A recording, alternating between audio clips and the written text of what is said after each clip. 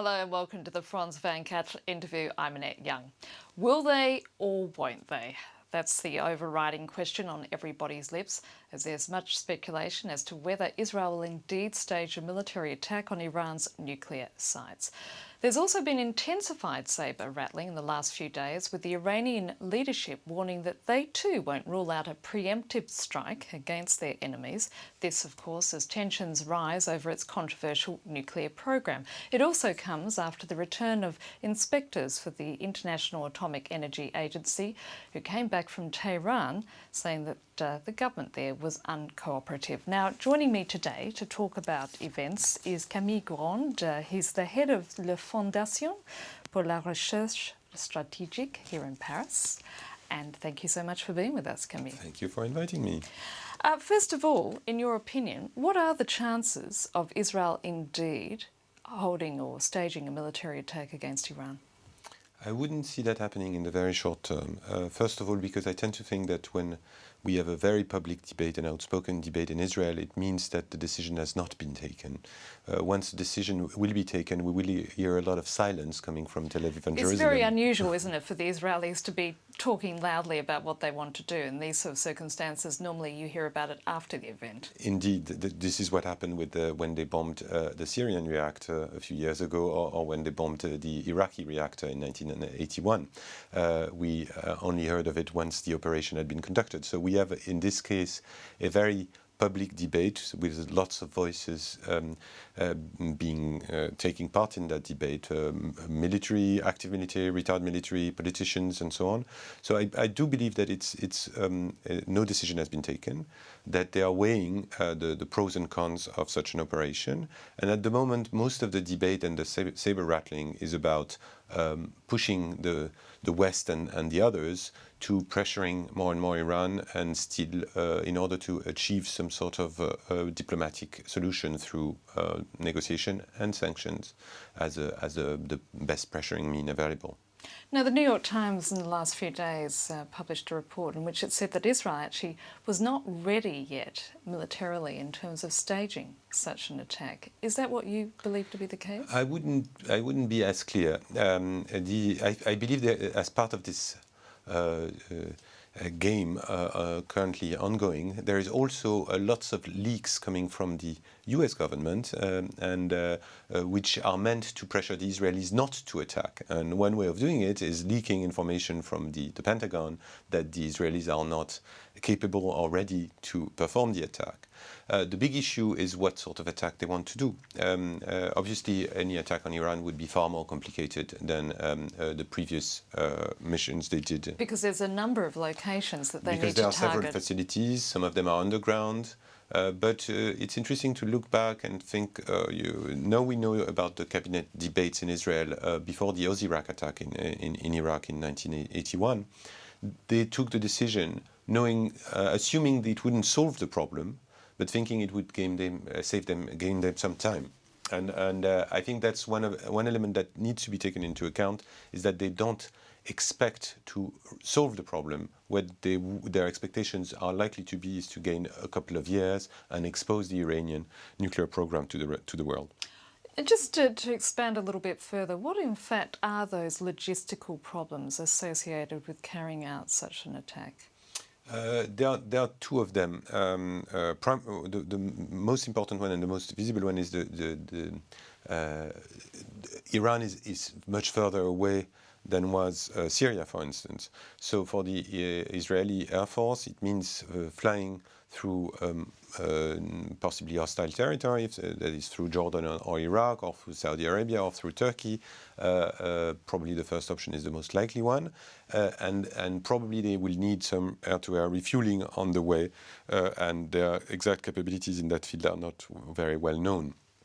The second one is the nature of the facilities they would want to destroy, which are, for some of them, underground, which probably are very well protected by ground-to-air missiles. So it is a very tricky operation from a strictly military perspective, without even going into the day-after issue of what will the Middle East look like once the operation has been conducted. and then what would characterize success in such an operation? Is it to destroy the targets? Is it to be back safely for all the pilots?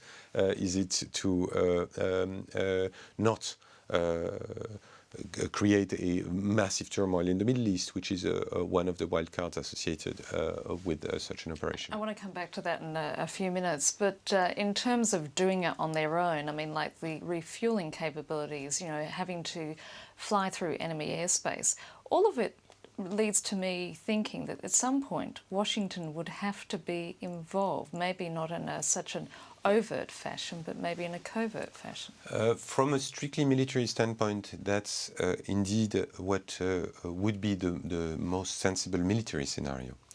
Because some of the capabilities that the Israelis need in terms of bunker busting bombs or air-to-air refueling would certainly be, they would require American assistance to get those. On the other hand, the Israeli Air Force has proved in the past that it was able to take risks that other Western Air Force were not ready to take. Now, coming back to what I was saying earlier about the Iranians saying that they're not going to rule out the idea of a preemptive raid as such, would you take such a threat seriously? The Iranians have very few options from a military standpoint. One is to use their missile capabilities to strike Israel, which is something they can do. Currently, probably without a nuclear warhead, because they haven't probably not weaponized yet whatever they are producing. But they could use those missiles to strike the Israeli territory directly. They do have enough of them capable of striking Israel. And then they would use their proxies, whether it's the Syrians, the Hezbollah, to conduct forms of attacks on Israeli soil. The Hezbollah is very well armed and could conduct one of these waves of rocket bombing on Israeli soil that wouldn't be absolutely threatening for the life of Israel, but that would be damaging it.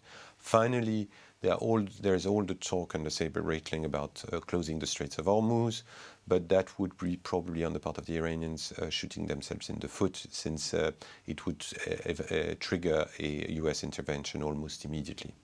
And given that the Iranians at the moment are facing a worsening economic situation, I mean, the sanctions are really starting to bite. There's also ongoing political uncertainty with next month's elections. The reformers in the country are boycotting them.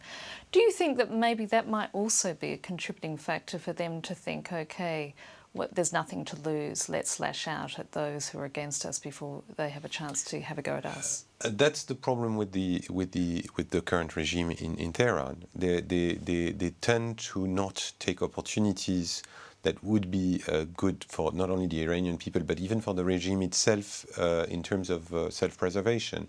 And they have this sort of revolutionary or crazy spirit that you keep moving forward. So you don't negotiate, you kick out the inspectors, you blame the West for everything as a sort of survival tactique vis-à-vis the Iranian people, when obviously Iran has fantastic opportunities to engage with the rest of the world if the regime did radically change its approach. So what are the implications if indeed there is any sort of military action between these two countries? What will happen in that part of the world? The day after is extremely difficult to imagine. I mean, on the one hand, you can imagine a very optimistic scenario in which an Israeli raid is conducted, achieves some result, and everyone in the region is secretly or openly happy with that, because many Arabs are very much behind closed doors calling for such an operation. But that's not a given. There are other options in which the military operation is not as successful as it could be, because it's very demanding and difficult. And there are immediate Iranian reprisal with another war or major crisis starting, eventually with Israeli pilots being held hostage in Iran, missiles being shot in the region at one another, and potentially other players being dragged into the operation, as many of the Gulf states will, if the US or other Western countries don't come to the support of Israel, many Gulf states will request US, British or French support if the region goes, the situation goes bad with Iran. Camille, I'm terribly sorry, that's all we have time for. And that's it for this edition of the Franz van Catre interview. Stay tuned for more news and headlines, which are coming up very shortly.